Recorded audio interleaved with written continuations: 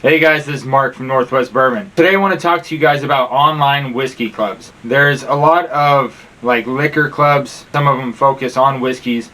Almost all of them you have to pay a certain membership fee to have access to their website to be able to order stuff from them. I did some research, looked at a bunch of different clubs, looked at their membership fees and what their perks were, what kind of things they were offering, and I landed on Flaviar. One of their key selling points that really got me is that every quarter I could pick a free bottle that they claimed was between $40 and $60 per bottle.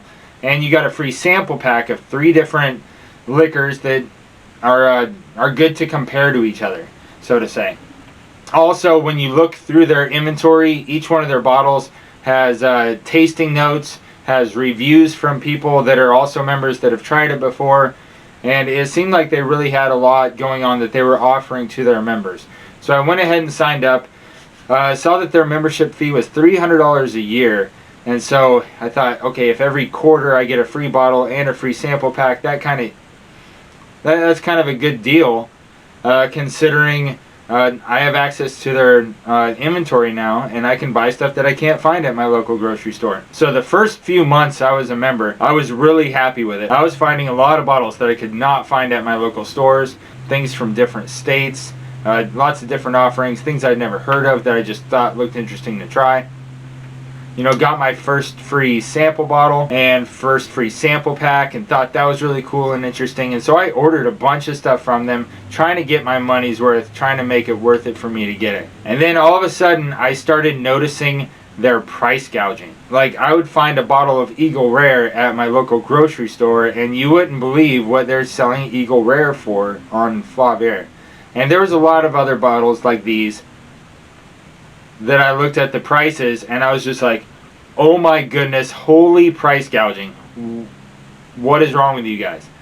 But there was also some good deals to where I would find a bottle that I can find at my local store, but it was cheaper on Flaviar, which wasn't nearly as often the case. And so I just wanted to ask you guys, are any of you guys members of some of these online liquor clubs? If you're a member of multiple ones, which one has the best stuff?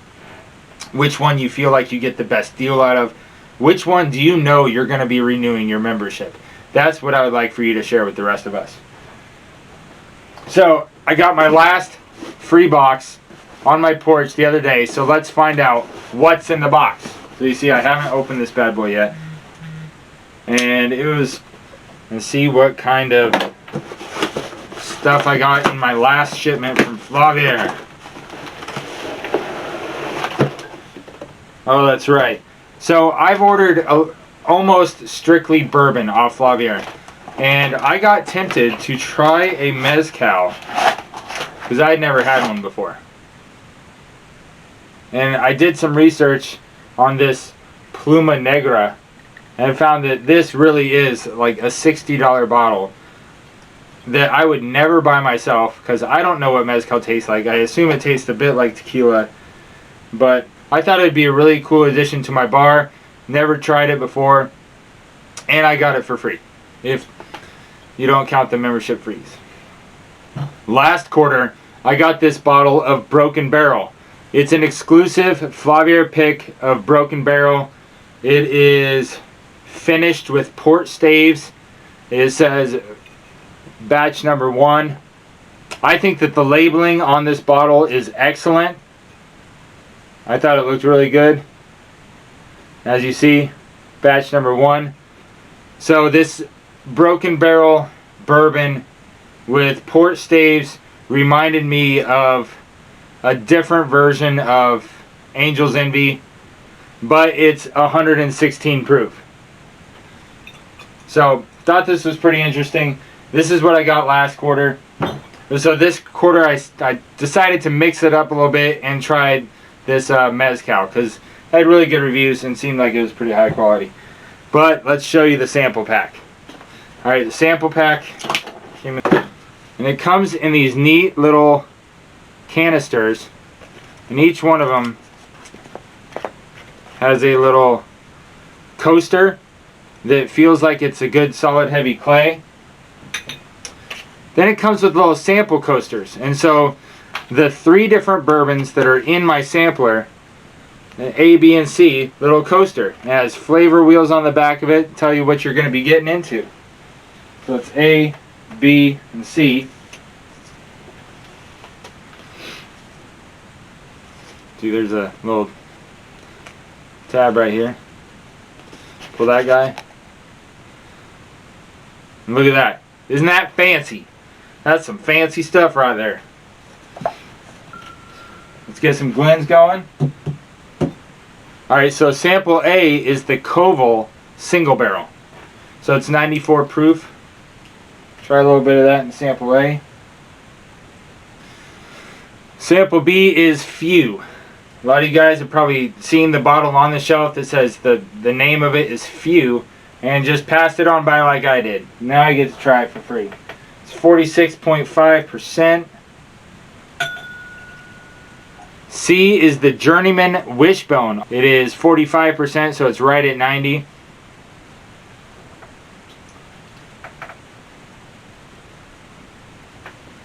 Alright, so let's give Koval single barrel some swirly action. Smells really light. Some of those soft citrus fruits.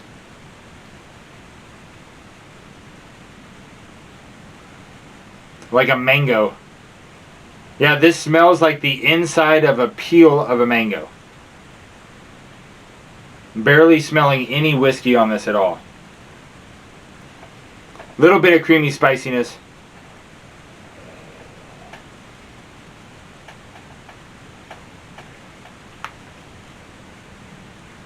Oh, that's weird. That is definitely weird. Front of the mouth is all sweetness, creamy,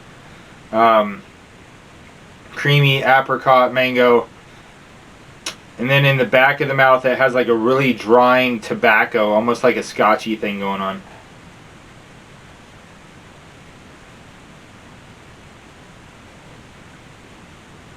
Oh. That second sip tasted a lot drier. That is not my favorite so far. It's my first drink of the night, not my favorite. I gotta...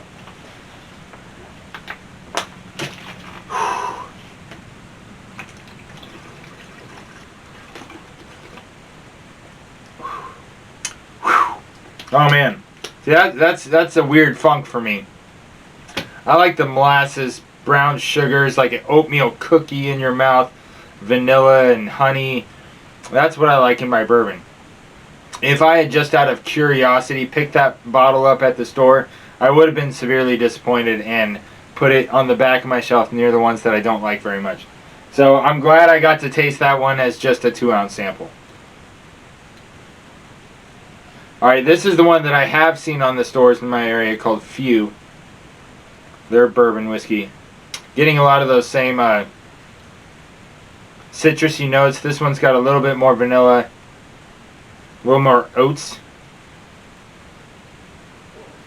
Cheers, guys.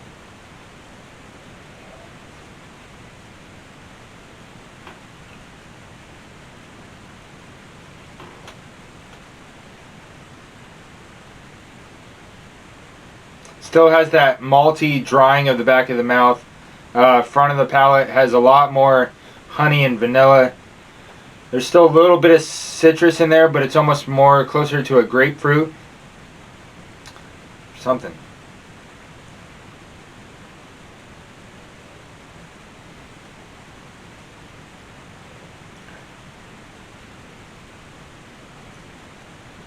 Man, you know how on some bourbons, in the back of your mouth, you get this red cinnamon, like Elijah Craig, and some of those where you get kind of like a red cinnamon in the back.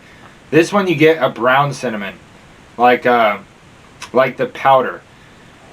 Tastes great on a cinnamon roll, but if you ever tried to eat just straight brown cinnamon, just the powder, oh man, it's very drying, very strong. There's a little bit of a creamy sweetness, caramel, and then there's like some crazy like cloves, like a sage or something, more herbal stuff going on in there.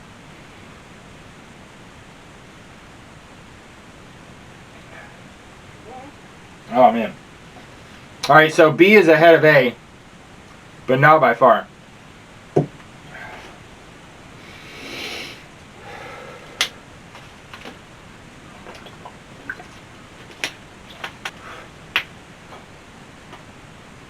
Alright, so this is the Journeyman Featherbone Straight Bourbon.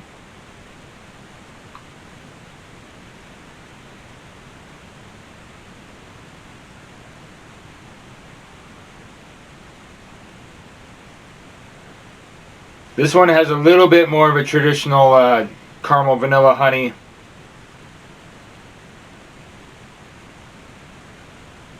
Like some spiciness, but there's like some dry tobacco in there as well. Much more bourbon profile that I'm used to than the first two.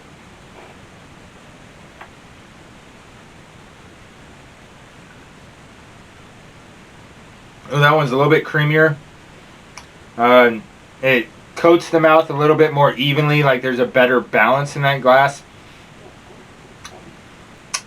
You know, there's definitely a banana peel note in there. If you guys know what a banana peel tastes like, if you ever bit it just to try it, it has that kind of dry, sweet, fruity note to it.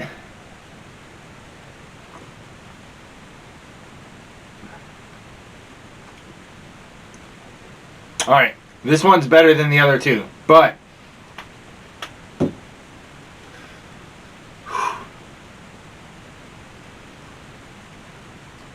so I think my preferred flavor profile, it went in reverse order.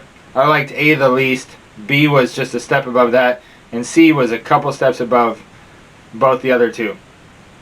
I would go ahead and write that one off as a flavor profile that I am not a fan of.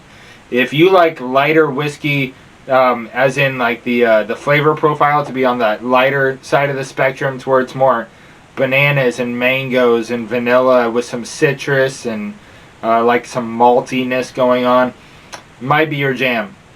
I like the deeper, richer, more complex type of bourbons. And that's one of the great things a sample pack is good for, is letting you know what you do like and what you don't like. Alright, so after trying all three of those, I think I can go ahead and establish I'm not huge on the Midwest bourbon scene as of right now. Most of the bourbons I've had are either from the Kentucky and Tennessee area, or they're from the Northwest.